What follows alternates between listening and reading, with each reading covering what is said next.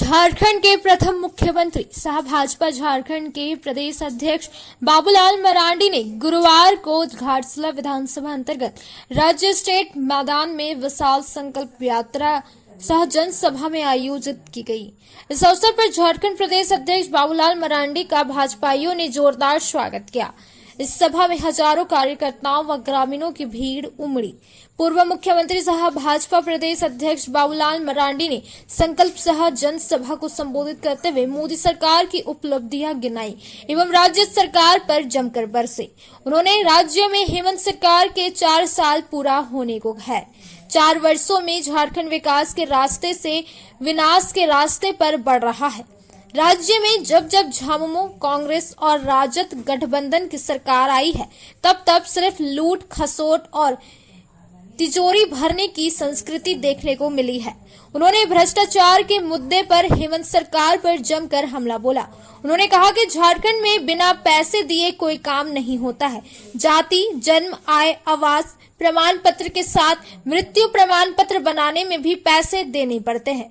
उन्होंने कहा कि ईडी ने 5 बार पत्र लिखकर भ्रष्टाचारियों पर एफआईआर करने की बात कही है, लेकिन मुख्यमंत्री हेमंत सोरेन भ्रष्टाचारियों को संरक्षण देकर उनका हौसला बढ़ा रहे हैं।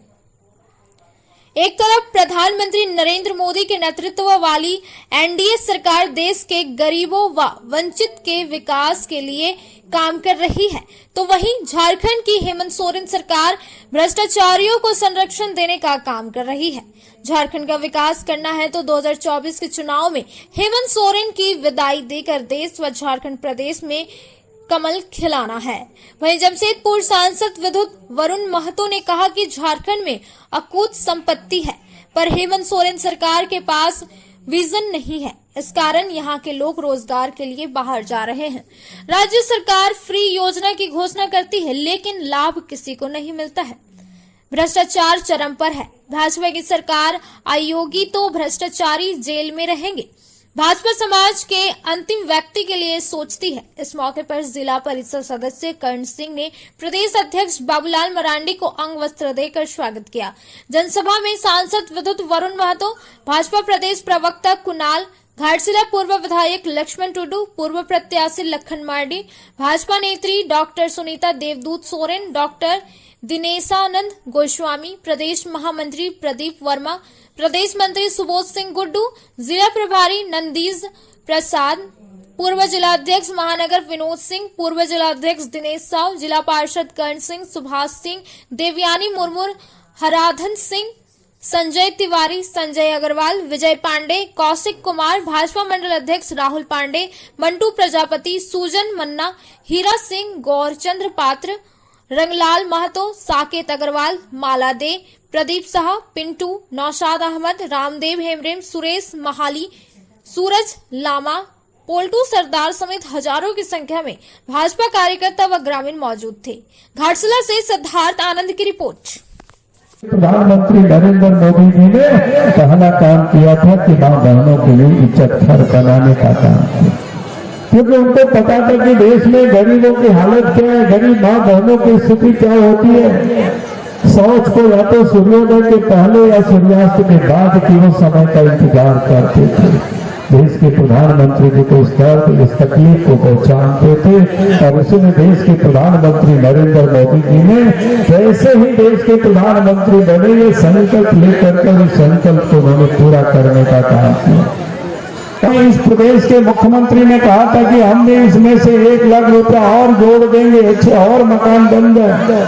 तो हमारे जैसे व्यक्ति को तो बड़ी खुशी हुई थी कि भाई राज्य के मुख्यमंत्री हेमंत सोरेन जी इतना गरीबों की चिंता कर रहे हैं। लेकिन आज तो 4 साल होने को चला है, छोटी कौड़ी भी उन्होंने नहीं जोड़ा, बल्कि जो देश से प्रधानमंत्री नरेंद्र मोदी जी देश के हैं उसमें भी वो गड़बड़ करते बोले नहीं, क्योंकि समय कम था। इसलिए आपके एमपी साहब ने बताया कि भाई 74,000 ऐसे ही जो प्रधानमंत्री आवास जो गरीब लोग वंचित रह गए थे और उस कारण से लोग वंचित रह गए, उन लोगों का नाम ऑनलाइन जोड़ा नहीं था। अब देश के प्रधानमंत्री जब नरेंद्र मोदी जी प्रधानमंत्री आवास दे रहे हैं, गरीबों को घर दे रहे हैं, प्रधानमंत्री आवास दे रहे हैं, तो राज्य के मुख्यमंत्री को करना क्या था? यहाँ के कर्मचारी, यहाँ के पदाधिकारियों को लगा देते और एक एक गरीबों का नाम ऑनलाइन में चढ़ा देते ताकि इस राज्य के गरीबों को पक्का मकान हो जाता। उन्होंने उजाला योजना की तहत गैस कनेक्शन लिया है, 200 रुपया पहले से मिलता था, रक्षाबंधन के दिन और 200 रुपया दिया, यानी 400 रुपया की सब्सिडी। अब गरीब माँ बहने तो 600 रुपया में ही और गैस की कनेक्शन अब ले पाएंगे। तो पैसा नहीं, बैंक खाता किस काम की होगी? अगर देश के प्रधानमंत्री नरेंद्र मोदी जी जानते थे कि हमें करना क्या है, गरीबों के पैसे चाहे वो किसी भी प्रकार की सब्सिडी हो, अनुदान हो, अब सीधे गरीबों के खाता में जाता है। गाड़ियां नहीं चलती थी, कल कारखाना बंद थे, रेलगाड़ियां बंद थी, हवाई जहाज बंद था, आना जाना मुश्किल हो गया था। गरीब सोचते थे कि बाल बच्चों की कैसे पालेंगे, कैसे पोषेंगे, क्या खिलाएंगे। अभी देश के प्रधानमंत्री नरेंद्र मोदी जी ने गरीबों के घरों तक जन धन खाते में सीधा दिल्ली से पैसा भेज दिया और उसके साथ साथ देश की 80 करोड़ की आबादी को, थोड़ा मोड़ा नहीं, 80 करोड़ की आबादी जितनी यूरोप की आबादी है, जितनी अमेरिका की आबादी है, इन दोनों आबादी को जोड़ देंगे तो उतनी देश की आबादी 80 करोड़ गरीबों को फ्री में 5 किलो अनाज भी फ्री में भेजने का काम करना है।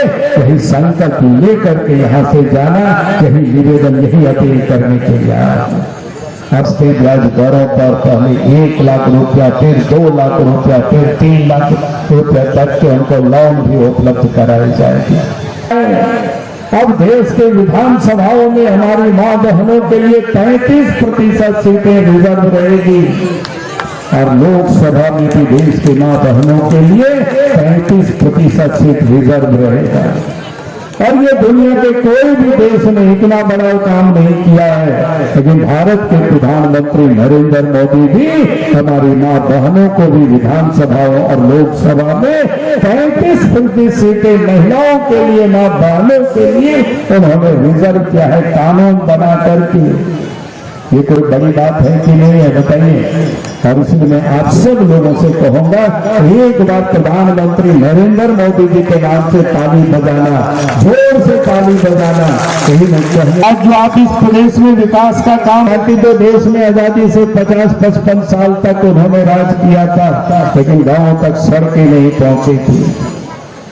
राष्ट्रीय जनता दल ने भी 90 से लेकर के 2000 तक राज किया था, लेकिन झारखंड की गांव की उन्होंने चिंता नहीं की। अलग राज्य के आंदोलन आज से नहीं, स्वतंत्रता के समय से चल रहा था, लेकिन अलग राज्य भी कांग्रेस पार्टी ने नहीं दिया। और झारखंड के नेता, झारखंड मुक्ति मोर्चा के नेता कांग्रेस पार्टी की गोद में खाते भी रहे, खेलते भी रहे, लेकिन अलग राज्य को नहीं बनाया। अलग राज्य कब बना?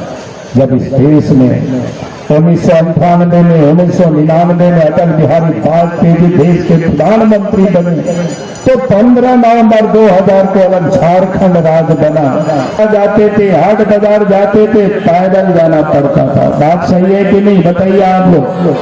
आज से 20 साल पहले याद करिए, शादी में भी कोई बहू को लाने जाते थे बारात, तो पैदल जाना पड़ता था।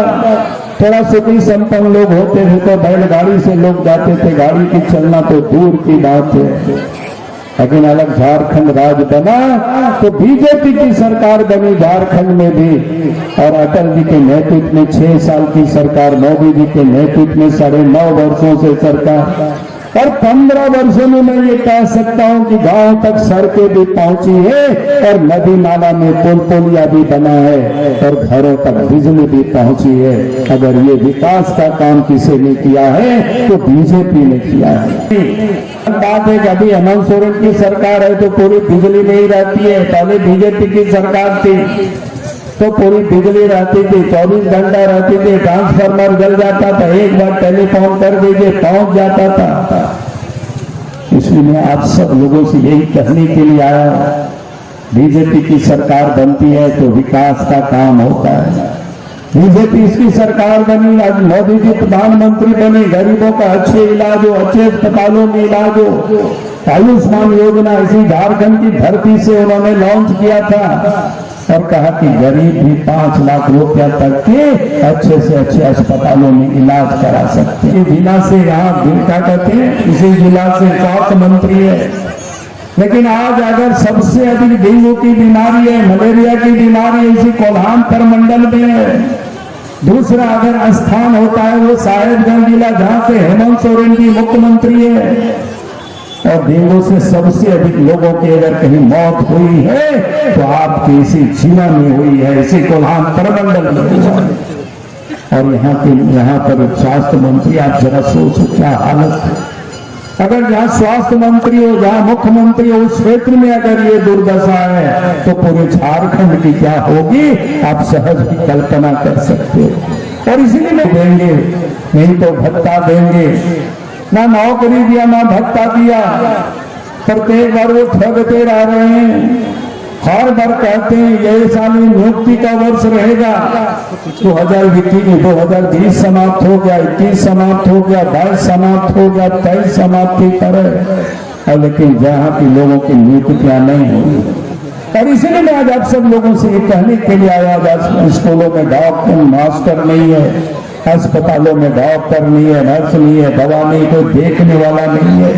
मैं आज आपको ये विश्वास दिलाता हूँ, जिस दिन इस प्रदेश में भारतीय जनता पार्टी के नेतृत्व में सरकार बनेगी, 6 महीनों के अंदर में स्कूलों में मास्टर आपको दिखाई पड़ेंगे। उसके लिए आपको घर भर की ठोकरें नहीं खानी पड़ेगी। मैं दावे के साथ कह सकता हूँ किसी भी अफसर की हिम्मत नहीं होगी गरीबों से वो पैसा वसूल करे। लेकिन यहाँ तो अफसर ही बताते हैं, कर्मचारी बताते हैं, दे करके लोग आए हैं, मोबाइल की तरह 2-3 महीना में रिचार्ज कराना पड़ता है। तो भ्रष्टाचार कैसे समाप्त होगा। और आज तो इस प्रदेश में लूट मची हुई है, कोयला की लूट, बालू की लूट, पत्थर की लूट, जमीन की लूट, लोहा की लूट, जितनी भी खनिज और जमीन है सबकी ये लूट मची हुई है। और इन लुटेरों से झारखंड को कौन बचाएगा, क्योंकि झारखंड में जो सरकार है वो तो लुटेरों को बचाने में लगे, यहाँ भ्रष्ट अफसर है उनको बचाने में लगे। ईडी वालों ने लीक करके मुख्यमंत्री को दिया है, सरकार को दिया है, अखबारों में छपा, आप सब ने देखा होगा। FIR करो इन अफसरों के ऊपर, लेकिन सब फाइल को और मीरा में बंद करके रखा, बल्कि उन भ्रष्ट अफसरों को बचाने का काम कर रहे हैं, कार में फंसे हुए। और इसलिए हेमंत सोरेन जी कहते थे कि हम तो शिबू सोरेन के बेटा हैं, हम डरते नहीं है। हेमंत है तो हिम्मत है। लेकिन आज हालत क्या हो गई, ईडी वालों ने नोटिस दिया तो कभी हाई कोर्ट कभी सुप्रीम कोर्ट भागे फिर रहे। और इसलिए मैं आप सबसे यही कहने के लिए आया हूं, और विकास के लिए हमें ये संकल्प लेना है। और आखिरी में मैं एक बात कहूंगा, आज अब मोदी जी ने कहा है, जो इसके प्रधानमंत्री ने कहा, न खाएंगे न खाने देंगे, जो लोगों ने खाया उसको भी हम निकाल लेंगे। तो क्या कर रहे हैं, आप एक इकट्ठे हो गए, चाहे कांग्रेस पार्टी हो, चाहे राष्ट्रीय जनता दल हो, झारखंड मुक्ति मोर्चा हो। मैंने इन लोगों का नाम इसलिए लिया क्योंकि यहाँ से लोग जुड़े हुए हैं, बाकी दल तो और राज्यों में है। ऐसे ही लोग जो परिवार और पैसे के लिए जो लोग राजनीति करते हैं, तो लोग कहते हैं कि भाई मोदी जी फिर 2024 में आ गए तो हम लोगों की खैर नहीं होगी। और इसलिए मैं यही कहने के लिए आया हूँ, जब जो भ्रष्टाचारी करते हैं, जो राज को देश को जो लूटते हैं, वैसे लोग एक होकर के मोदी जी को रोकना चाहते हैं, तो हम सब लोगों को भी एकजुट होकर के ये संकल्प लेकर के जाना है कि 2024 में फिर से इस देश में नरेंद्र मोदी जी को प्रधानमंत्री बनाना, झारखंड में भी बीजेपी की सरकार बनानी, यही संकल्प लेकर के यहाँ से आप सब लोग जाए। इन्हीं शब्दों के साथ अपनी बातों को